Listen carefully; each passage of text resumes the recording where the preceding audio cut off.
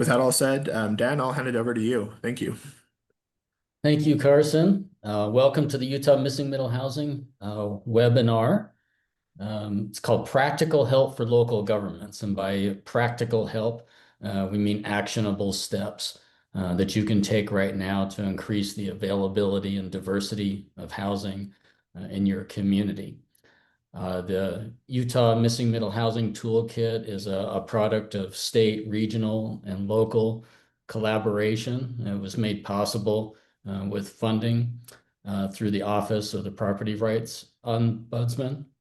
And I'd just like to reiterate my thanks for Rob Terry, the statewide land use training director, and Rob, together with staff from WFRC, MAG, and Alpine City, helped make the Missing Middle Housing Toolkit happen. So thank you to all of those partners. One of the first communities that we're partnering with to apply the Missing Middle Housing Toolkit and to prepare another case study example of missing middle housing implementation in Utah is Pleasant Grove City. And I appreciate Daniel from the city joining us today to talk about some of the efforts that have happened recently in the city and that they're working on right now. And so thank you for being with me here today, and thank you to all the partners out there that I consider our future partners as we work together to do missing middle housing in Utah. So to begin, what is missing middle housing and where can I find it?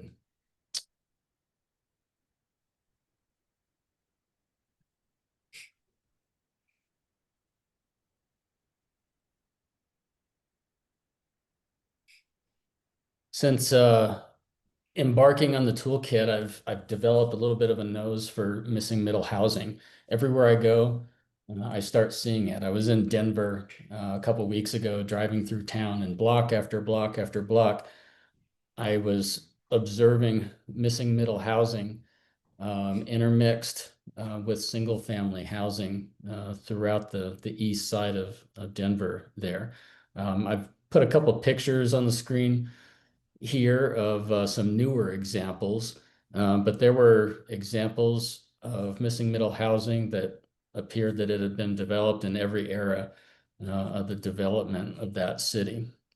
I especially love there were some older ones, some older fourplexes featuring a single shared entry, but collectively those fourplexes, they were designed to look like a grand historic mansion. And it was a lot of fun I didn't get pictures of those, but it was a lot of fun to drive through town and observe those and see how well they were integrated in with the community. Here's another example. Another more modern example. Again, these are not single family homes. It's hard to tell from the pictures, but they're multi-family units. And then in my own neighborhood that I happen to live in Utah County, within a single block, I realized that I had no less than 6 different kinds of missing middle housing in my small neighborhood there. And again, it wasn't until I started working on the missing middle housing toolkit that I really started to get cued into missing middle housing and really started noticing it, whether I'm in Denver driving around or in my own community. And that's the beauty and the point of missing middle housing and why it's so appealing is because if you're not specifically looking for it, it blends into the background. It's very incognito development. And it adds to the housing stock that, of course, we know we all need in Utah, but does so in a way that's incremental and gentle and that respects the character of the community that you're in. The objectives of this webinar today is, number one, to promote awareness and use of the new Missing Middle Housing Toolkit and support its ongoing expansion. And by that, I mean, this is the initial start of the toolkit. Our intent and plan is to add additional resources as they become available and post those on the toolkit.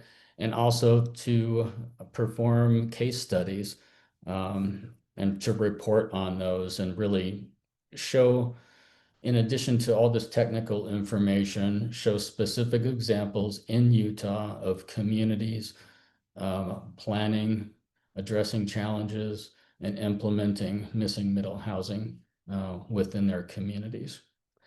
The other objective is to encourage and support communication, problem solving, and collaboration among developers and cities and other essential stakeholders.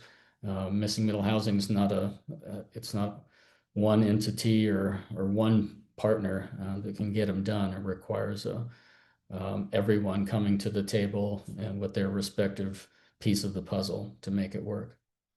The third objective is to solicit applications for regional technical assistance that are available throughout the state for anyone that wants to go through the process of doing planning, technical studies, even site-specific technical assistance to help you prepare for and to implement missing middle housing within your communities. And ultimately, the point of this is to inspire and empower all of you, the local governments across Utah, to expand housing options. And some of the shared objectives that we have under that umbrella include adding additional affordable housing and also increasing home ownership in Utah.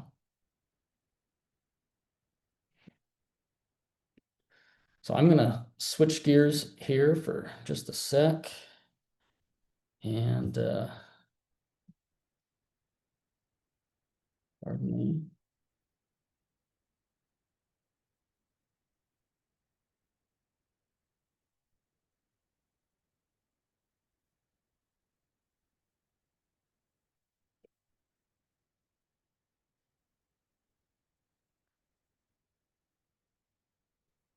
There we go.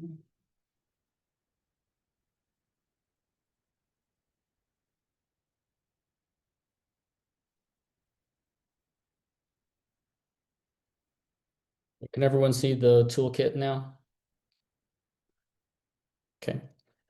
So I wanted to introduce the toolkit and run through it here.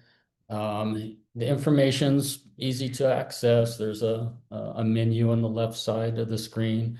And then we've arranged 6 tiles that are different topics that you can navigate through to get access to all the basic foundational information, technical tools, and resources. So I'm just going to go through and just kind of walk through not all of the information, obviously, that's in the toolkit, but to go through each one of these tiles and just highlight a couple interesting things within those just to spur your interest and encourage you to dig a little bit deeper after the webinar.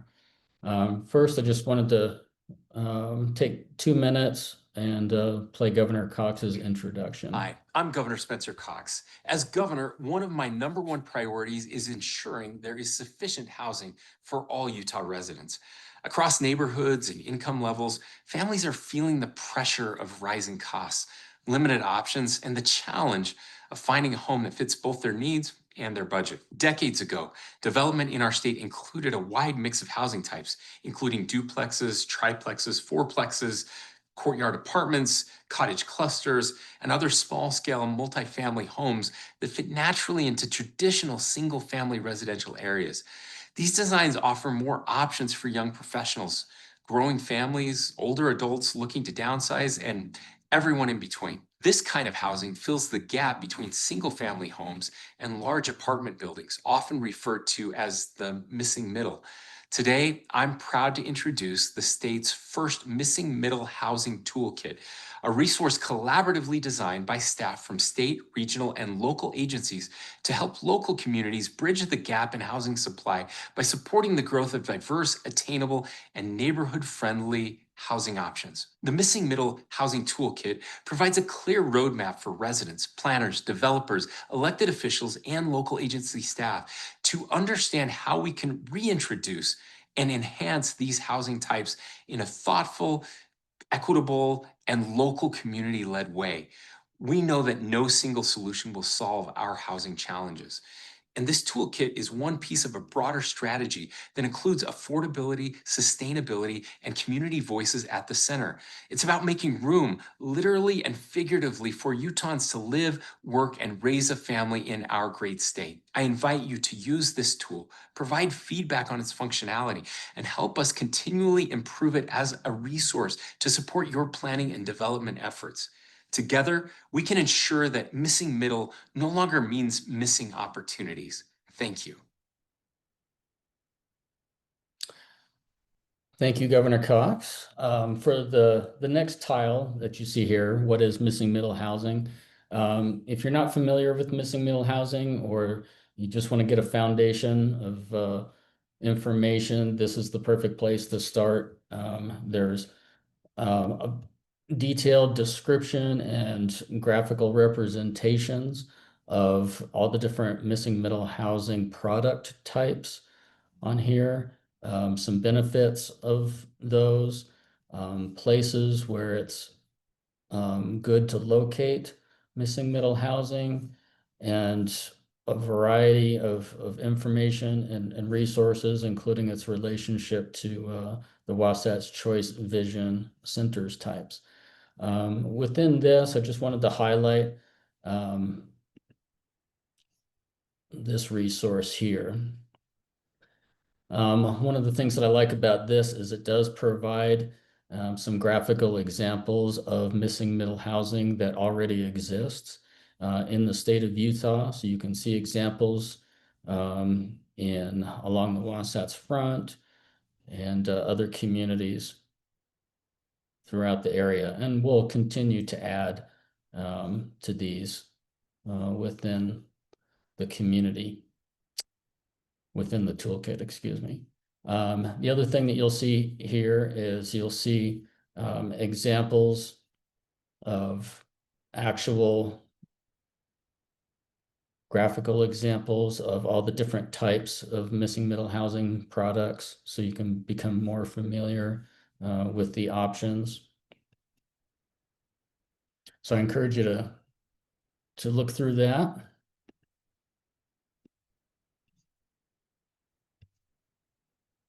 In the next tile, we talk about missing middle housing and home ownership. My son, works for one of the largest developers on the East Coast. They are one of the largest developers of multifamily housing, and I interviewed him in preparation for this webinar just to get some perspectives from him on the delivery of some of the challenges of delivering affordable housing and the approach that they go through. It was an interesting discussion that I had with him. The types of housing that they're producing and that they're delivering there, they're not necessarily the type of product that we hope and want to see in Utah. They're large rental apartment complexes, and they typically are looking for the best bottom line. They're looking for properties that are affordable, that they can develop with these apartments. A lot of times, these parcels that they're looking for large parcels to do large projects. A lot of times these parcels are located in places that are less desirable in order to make them more affordable. They're on major busy arterials or highways or next to a railroad where there's noise and air pollution and other types of things. And then they're building these large apartment complexes, and they're 100% rental units on here. And a couple things he said stuck out to me. He says we're basically building people storage, and because they're all rental units that are managed by an outside entity, a corporation, they're extracting wealth from these communities as well. And in Utah, we can do better than that. We can find alternatives that not only provide people home ownership, but that keep funds, keep money recirculating within local economies, and that give people a high quality place to live with a high quality of life. And missing middle housing is one of the answers to that. In the toolkit here, you can see there's several different opportunities to go beyond just rental apartments and to develop units that are for sale and that can be part of the wealth ladder for young people and others in the community that need different options, people that wish to age in place within their community or so forth. The meat of the missing middle housing toolkit is a number of filters that you can use. You may say that you want to do missing middle housing, but you don't know where to start. This is a perfect way, once you've familiarized yourself with the products, to see what might fit within your community. These aren't hard and fast rules, but they're filters to help you quickly narrow down the best locations and the best products for consideration within your community. So you can see as you go through these steps, um, you can look at your community type. For example, are you a large metropolitan area, or are you a small rural town? Obviously, the types of products that fit within those communities vary based on the community type. You can look at proximity to activity nodes. Are you in a small main street downtown, or a large arterial corridor, or near a college campus or other institution, things like that? Again, different products apply to different contexts.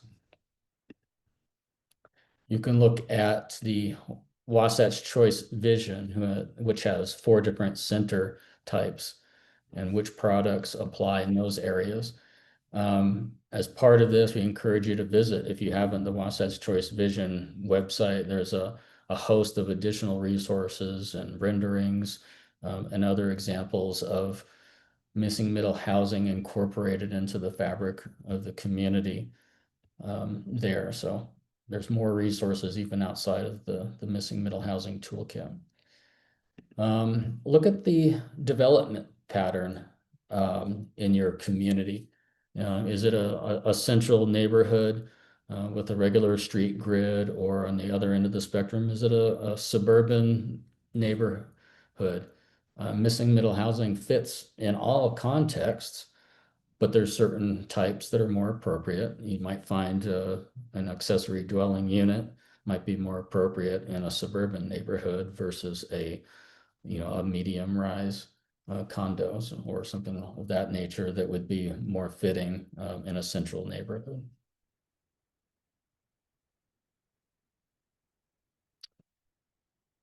You also want to look at your overall connectivity pattern, your roadways within your community. Are they organized into a grid network? Are the block sizes small and walkable? If so, these are ideal locations for missing middle housing.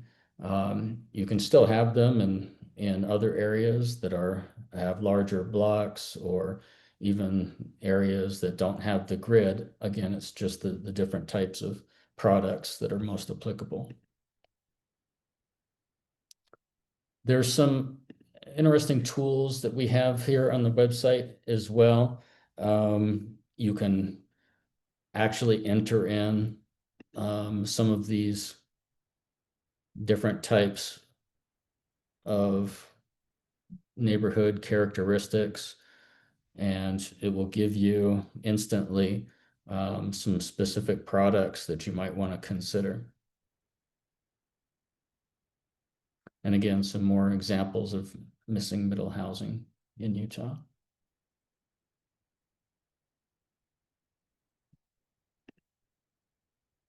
Last, we have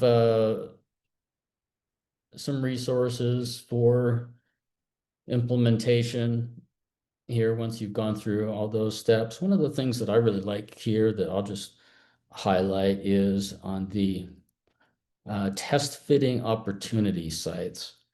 This is an interesting resource here. One of the things that we encourage cities to do is to identify the housing products through the Missing Middle Housing Toolkit that are recommended for your community, and then find the appropriate location for those within your community, and then test fit that desired product onto an actual parcel virtually within your community. Number one, you're seeing, does it fit? And you're also not just test fitting the product, you're test fitting your zoning and your building codes. And if hypothetically, if that missing middle housing product were to be requested within your community, does your zoning allow for it? Do your building codes and other land use regulations, do they allow for that type of development? And if it doesn't, maybe those need to be adjusted rather than the type of housing, if that's what you want to see within your community.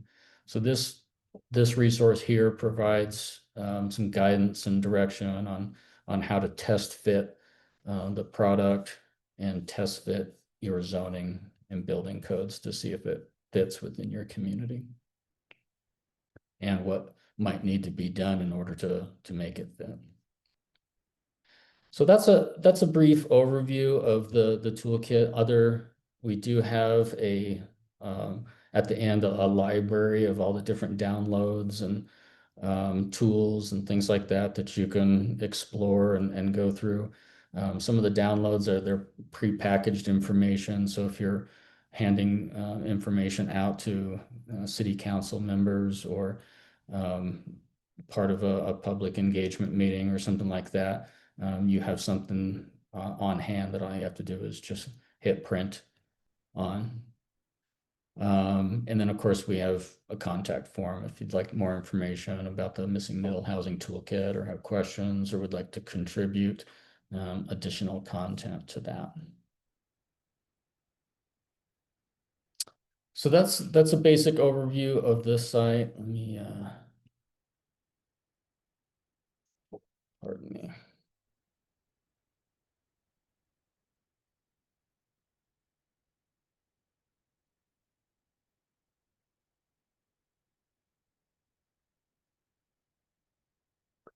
So great. Switching to the real world now. A great real world example of missing middle housing implementation in Utah can be found in Pleasant Grove City. Here in the center of the slide, in the center of Pleasant Grove's historic downtown, the finishing touches are being put on a wonderful new mixed use project located there. Here's another view of it here. It features 3 residential floors with 19 units of condos, and it also includes 5 ground floor commercial spaces. And Daniel Cardenas is on the call or on the webinar here, and I just had a question for him regarding this project in his community here. Daniel, when did you start working on this project? And can you explain the specific challenges involved and also the impacts that it's had on downtown? Okay, thank you, Daniel. That actually is a building that is, it hasn't received a certificate of occupancy yet, so they're doing the final touches as you mentioned it. But if you just move your mouse a little bit to the left, the next building to it, that was the first building that was mixed use here in downtown Pleasant Grove. It all started in 2006 as when I became a city planner of Pleasant Grove City. And we wanted kind of like revitalize our downtown a little bit. We want to give it, we want to make it, a more concurrent place. And we were thinking how to do that.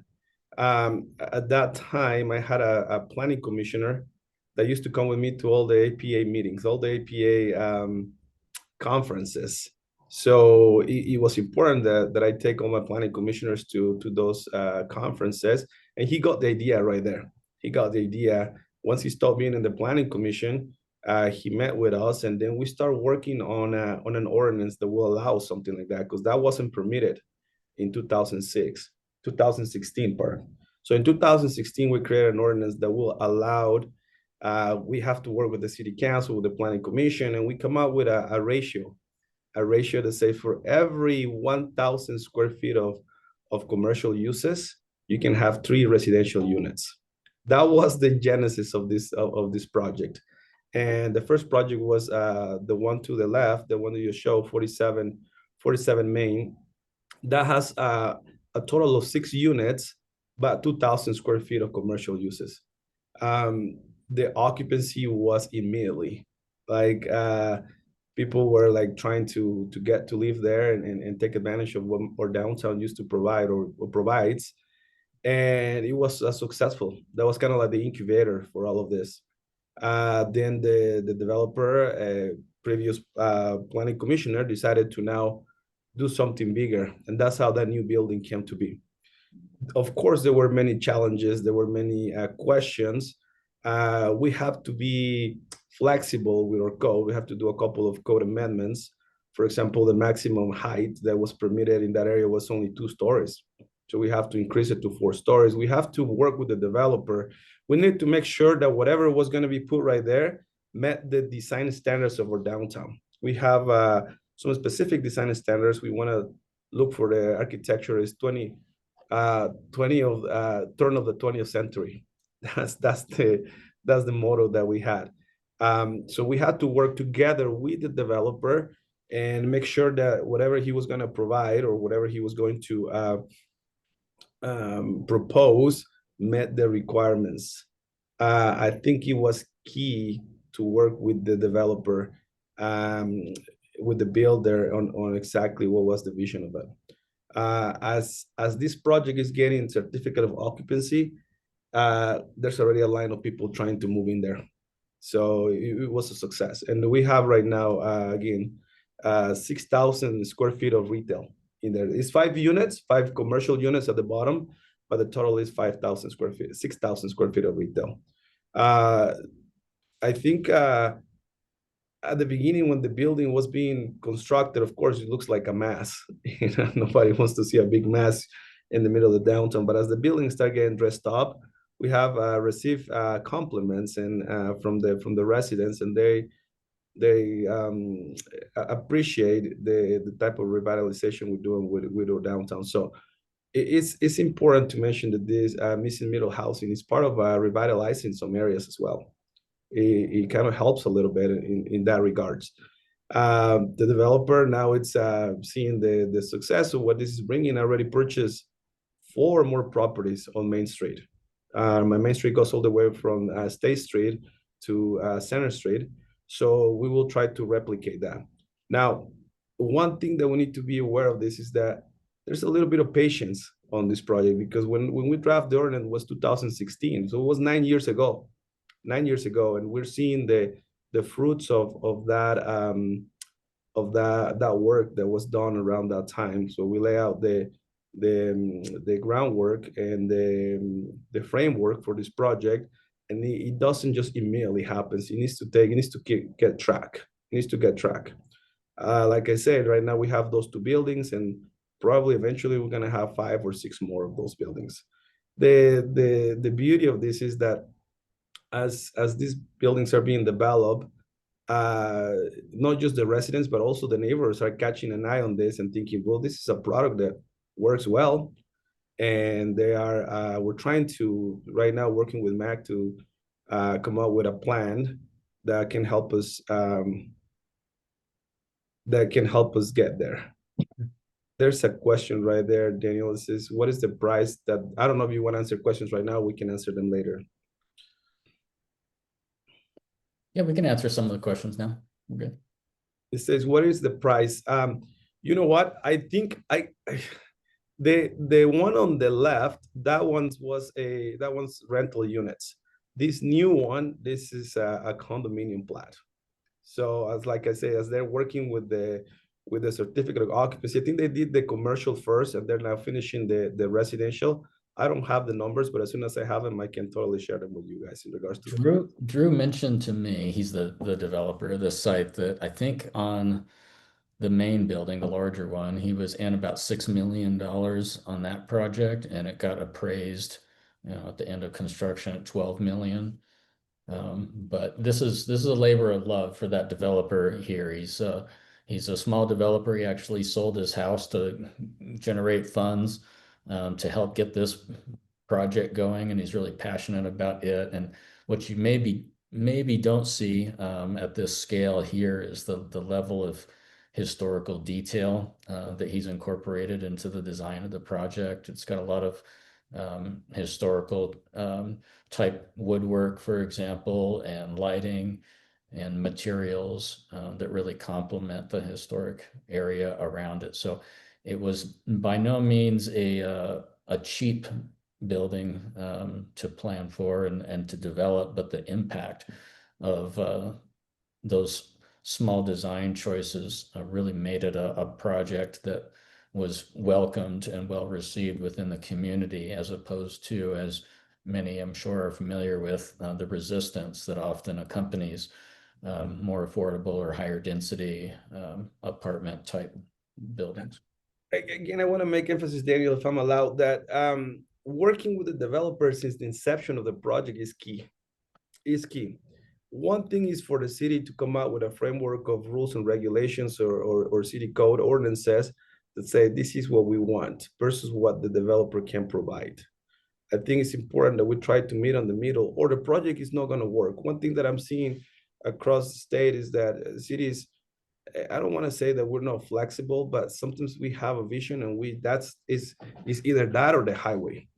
As I'm developing or working on the main street, and I'm working with Mag on this, one thing that we want to make sure that we produce is a plan that is not just practical, but that includes the property owners, include the business owners, includes the potential developers. How are we going to achieve this? Well, we have constant meetings with them, and I mean we're open to their opinions, we're open to their ideas. Of course, we're not just going to bend backwards for something that we know is not going to work out for us, right? I mean, at the end of the day, we're still trying to get something that revitalizes and that helps my downtown, that meets the criteria of the design. But if the city, or if on this side we just create a set of rules or regulations or an ordinance that says this is exactly what we want without any input from the developers, that's when we're going to clash heads. And at the end of the day, the project may not happen. So I think it's important that we started from the inception of a project to start involving the people who are actually gonna put on the money on there. They're gonna develop. They're the people that are gonna do the work in there. Thanks, Daniel. Appreciate you highlighting that project. Just switching gears a little bit here, pointing to you, Rob. The housing is a top state priority from the office of the governor on down. What challenges are you hearing from local governments in your role? And what are some of the things the state is doing to address these challenges, including maybe any inside lines on future potential programs, policies, or investments that might be in the pipeline? Yeah, great question, Dan. And I think it really gets right at what Daniel's feedback was on ensuring that you're having really good communication with the development community, right? As a local agency. And that is what we have been trying to put the majority of the focus on, certainly for our office, and items like the Missing Middle Housing Toolkit.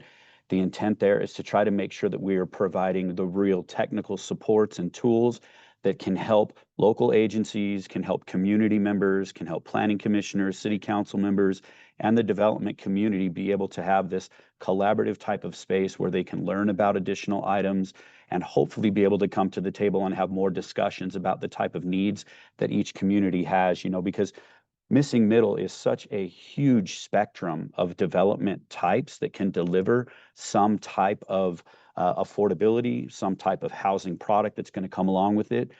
In some communities, that entire swath can fit somewhere within your community. You know, when you're talking the size of an Ogden or Provo or Salt Lake, when you're getting into smaller communities, a lot of rural communities, the things that they're going to see appropriate to the scale, appropriate to the market, even that they have there, maybe it's a much smaller subset, and that they're focused on more of the fourplexes and the duplexes and things of that nature. And that's completely okay, because the beauty of something like Missing Middle is that there is a product that can and should be able to fit in every single community. And so our biggest goal is to make sure that we are providing as much of those tools, those resources, and those supports for communities to be able to then have those discussions, the meaningful discussions that hopefully are going to lead to those products then being placed within their community.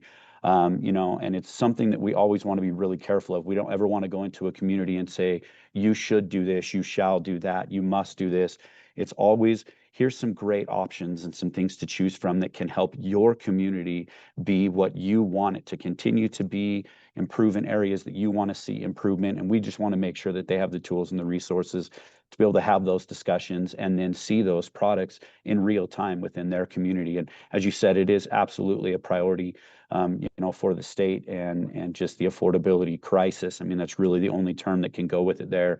And I think the only way that it's going to be solved is ensuring that we are addressing it statewide across every single community, and that every single community feels and understands that they have ownership in taking that product on, that product type, those projects that they're looking for, and taking ownership within their own community, and being able to then say, this is what we want to see, and not ever feeling like someone from the outside is coming in and telling them what they have to do.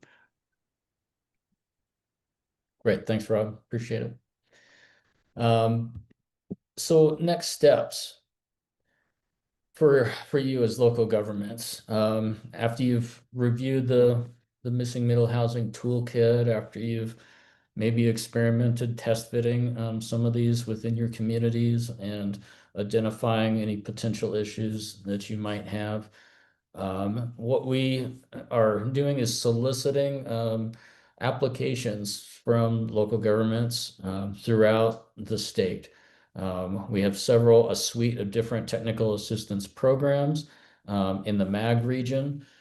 We have the MAG TAG, or Technical Assistance to Governments program. In the Wasatch Front region, they have the TLC, or Transportation and Land Use Connections program.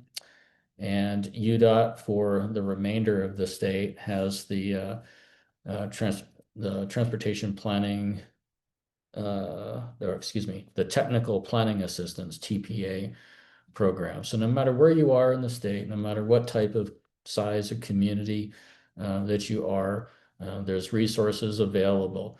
Now, the types of projects that you can work on and what's appropriate for your community is going to vary. If you're have already laid the planning foundation, and you've gone through a really comprehensive process that's been, and the public and your decision makers have been engaged, and all these different missing middle housing products have been vetted, and you've got programs and everything's in place, then you might want to focus on grant or applications that are very site specific. Like what are the challenges associated with this site? Partner with the developer to work through that. If you're not there yet, or you're somewhere in between, then you can start and ask for technical assistance to do, for example, a general plan update, or a small area plan update, or maybe to dig into your development codes and rewrite some of those to help make missing middle housing fit within your community. So wherever you're at in that, wherever your entry point is, we have resources available to help you get to the next, and then to the next, and then to the next, until you have wonderful projects like you see here in Pleasant Grove City. And if I could interject, Jen, there also, even if you are, even before that, you're not even to a point where you feel that you know what missing middle housing is enough to start having had any policy discussions or general plan amendment discussions or anything along that nature, you're not ready for that technical assistance yet, there is also funding through the Land Use Training Fund that supports us going all throughout the state, where we can actually come into your communities and help you have conversations about what is missing middle housing, and start laying some of those understandable foundational items and Q&A type of stuff that your planning commissions, your city council members, county commissioners, or just members of your public may have. So we can really help to be able to assist those conversations from all the way infancy of learning exactly what it is, all the way through implementing programs and actually being able to see projects within your community. And then to answer a couple of the questions that have been coming in about examples, including prices and, what stages do you start working with engineering and value engineering, and can you do these type of developments without HOAs? These are all the type of answers that over time we want to make sure that as we continue to get projects that are happening in Utah, that we're plugging those examples into the Missing Middle Housing Toolkit so that there's more value add that happens all the time. And items like examples that do include the price points for specific projects, I think are going to be really important so that agencies throughout the state can see those that are close to them, either within their region or in a partnering region, and can give them a good feel of where the price points hit on those type of items. To answer items like, can you do those developments without HOAs and everything, that all ends up coming down to what the local agency is comfortable with. I've seen missing middle housing projects that are within HOAs. I've seen them outside of HOAs. I've seen them with affordability metrics attached to them. I mean, you can really run the entire gamut of it. And back to Daniel's point again, that's why it's so incredibly important to have those conversations with the developer up front, because a lot of those metrics are what's going to really mean something for them. And you may have a developer that they're going to have to hit a certain point, and an HOA is going to be very important to them, and that's okay. Your staff needs to be able to be prepared to have those conversations, and just know what it is that you're looking for as a community. And if you have questions, there's always these great resources to reach out, all these technical supports that you can reach out and contacts throughout the state to walk through some of those conversations as they're brand new to you for your first time. You know what, Rob?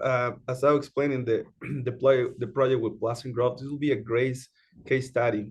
So we're gonna follow up on the prices. We're gonna follow up on the affordability of these ones. We're working with MAC, and I'm pretty sure I'm for sure gonna have more to report in the near future. Oh, I'll be bothering you for all those details for sure. So you can see as we finish projects like our Pleasant Grove downtown project, and we fund and go through all of these other technical assistance efforts with other communities. Every time we do that, we're preparing a deliverable that is useful for that local government, but that also will include be made available as a case study on the Missing Middle Housing Toolkit. So you'll see that grow with real world examples. So just to kind of some closing thoughts, just to wrap things up and allow for some more Q&A if desired. One piece of advice that I'd have for folks, and I think you've kind of heard this throughout the discussion, is don't approach missing middle housing in the middle. And by that, I mean, don't jump headfirst into a project and just hope for the best. First, go through those steps that we outlined. Use the Missing Middle Housing Toolkit to better understand the options and test fit things in your existing policies. And then partner with either MAG or with WFRC or UDOT or Rob Terry and his group there to answer the questions that need to be answered, to lay the proper planning and technical foundation, to engage all the individuals and entities that need to be engaged in order to understand what their challenges are and to address those, so that when it comes to the point of an actual project being proposed and going through the development review process and council approval, you're not debating it at that point. You've already gone through that technical process and the vetting process, and you're not rubber stamping it, but you're just following through with a lot of good work that's happened over a period of time. As part of those technical processes, you really, the other bit of advice is to really seek to identify the opportunities and challenges that are specific to that site. A lot of times we get requests to do just a downtown plan update in general, rather than having a specific vision of what types of improvements that you want, and then working backwards from that. How do we build a scope, a planning process that addresses that, so that we're not going in circles, that we're going in a linear, sequential process of discovery and implementation. And the pink highlighted ones, these are more process type things that we can identify.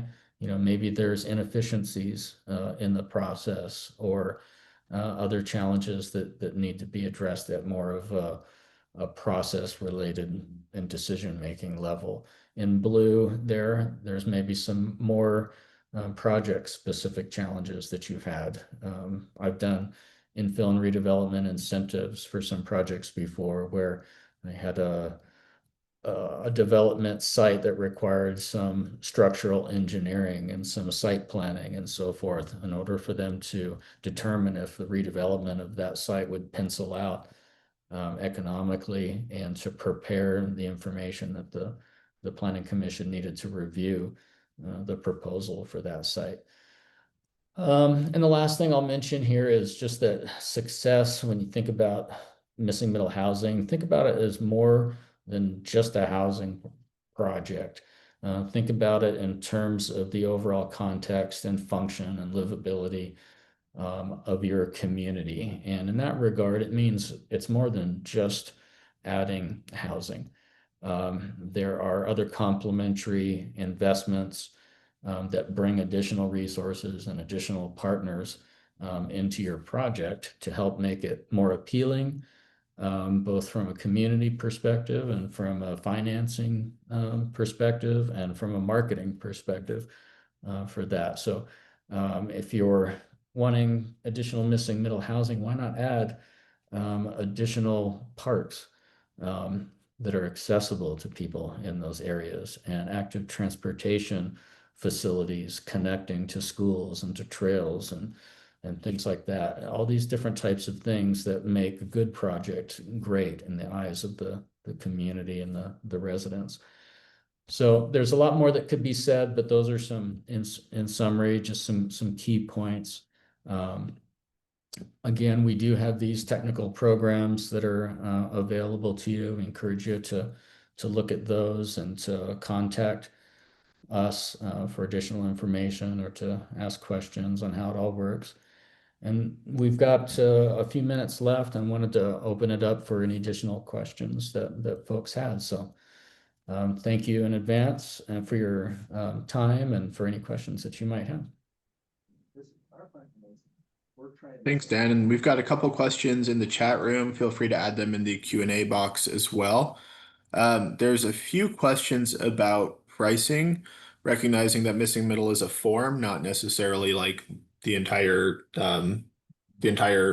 housing product. I was wondering if any of you could address ways to try to get affordability and missing middle housing joined together. Yeah, Yeah. I think that's a great question. I was just going to say, I think that's really one of the number one questions that I had when I was learning about missing middle right from the beginning. Missing middle as a physical form, of course, does not equate into any type of affordability by default. In fact, some beautiful examples of missing middle housing products that have been placed would actually end up falling on a higher income spectrum, in all honesty, that I've seen throughout the U.S. But there is something extremely important that missing middle housing does play in, that ends up having an impact on affordability, and that is the concept really of choice, and then supply and demand, right? As you increase that supply of available housing, and in addition, you start increasing the types of housing products and options and choices that you have, The impact that it can have on a market, of course, is that as people are looking to be more competitive, one of the number one things that they can do is start to pull pricing down a bit to try to be a little bit more competitive. So certainly have seen that. And while that impact may be small and probably smallest in today's market, it certainly does happen. But the discussions directly with the developer are extremely important to point to affordability metrics and areas where the community knows that they are trying to focus in on affordability metrics. And so there does need to be discussions with that developer about affordability partnerships with the community that they can hopefully enter into to make that happen, whether that's going to be, having any type of, long-term affordability requirement or covenant, something of that nature. There's a lot of different tools that you can utilize to address those things, but those are up to the individual communities. While missing middle housing alone is not going to move the needle largely, so you want to make sure that if that is part of what you are looking at, which I would certainly encourage everybody to make sure is part of their discussions, know what those tools and those options are, and be ready to have those discussions with the developer or developers that you're working with for these types of products. Thanks, Rob. Dan or Daniel, do either of you have anything to add on that? No, that was great. Unless Daniel has something to add, I'm sure if there's other questions, I'd be happy to answer those. No, I think there was a question about prices and stuff like that. Like I said, the new building doesn't have occupancy yet. However, the previous building, I think for a three bedroom unit, there's a couple of 3-bedroom units. There's 1-bedroom units. There's 2-bedroom units. The prices vary, but I think for the 3-bedroom units, around 1,600 the rent for those. That's the prices that we have at this point in downtown Pleasant Grove, which are, in compared to what's out there, it's I think the developer is very conscious on that. He used to be part of, like I said, part of the planning commission. He understands that, and I agree with a lot of the panelists that sometimes the cities feels a little unilateral for the cities to do the work, and then then the developers can charge whatever they want. However, it's important that we, like I said, we have those conversations from day one. And if that's what we're looking for, affordability, well, let's open that conversation with them as well. Awesome. I think we have time for one more question, and there's one I saw. What's the best stage for cities to reach out to developers and try to figure out what kind of product they can partner on to get to an affordable outcome? Is it at the zoning level? Is it before a rezone? In your all experience, when's the best time for cities to initiate that partnership?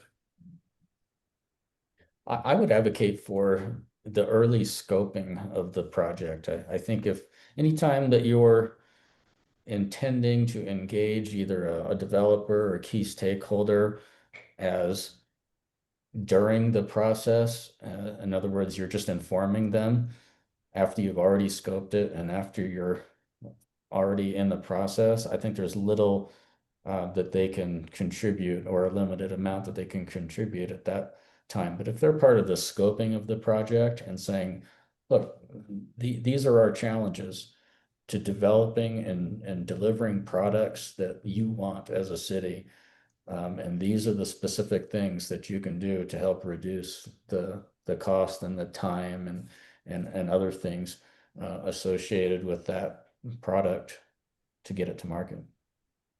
Yeah, I know during my years working in local agencies, one of the things that I found to be really effective was to outreach to local or regional developers that we had relationships with and just simply say, hey, what things exist in our code right now that are creating challenges for projects that you are interested in or wanting to bring forward? And that then opened up a lot of that conversation immediately about things that they were already trying to get through, but they were ending up hitting some of those roadblocks on. And then by default, we ended up getting to have a lot of those good conversations about what can we do to make sure that we're being more supportive of you, and that you obviously are bringing these projects and products that we may be interested into our community. And that doesn't mean that every single conversation ended in, kumbaya, make these changes over here, and then the project happened. Sometimes it was, well, those are in place for a reason, because that type of project is not something that is desired at this time. But more often than not, it ended up being very fruitful discussions and helpful in improving something at the local level that could really help deliver a project that was going to be a benefit to the community.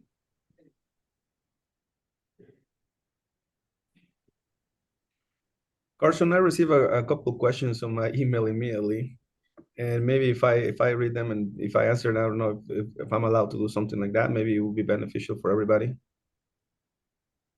Sure, we're about at time, but if you want to just take 2 or 3 minutes and kind of summarize them, that'd be great. It's a simple question. They're just asking me if a mixed use zone in already existed in the city before this project, or a zone that had to be tweaked, and did if I use a DA. So the zone already existed. It had to be tweaked. It had to be tweaked. I did not use a development agreement. There's a development agreement, but for the parking, we have to work something with the parking right there, but not for the entire project. But since I wanted this type of product, or I wanted to be implemented not just for this side, but I wanted it in my entire main street, we have to change and tweak the zone to allow for the entire area. Now, that wasn't an easy process. Like I say, we have to get involved, the planning commission, the city council heavily, and the public as well. But the zone already allowed for mixed use, but it wasn't clear how and what we were expecting from it. Awesome. Thanks for doing that. Yeah, since we're about at time, I want to go ahead and close this up to let everybody get on with their days, or at least their lunch hours. Thank you so much for being here, Daniel, Rob, and Daniel. We really appreciate you taking the time today to talk through this work that's been a kind of different labors of love for a while now, but it's, I think, a really good outcome. Thank you everybody who's taken the time to watch this today. Once again, we'll post this recording on our YouTube channel and distribute it in our newsletter as soon as we get it all formatted and everything. So, yeah, thanks again for everybody, and I'll go ahead and close this out. Thank you. Thanks, everybody.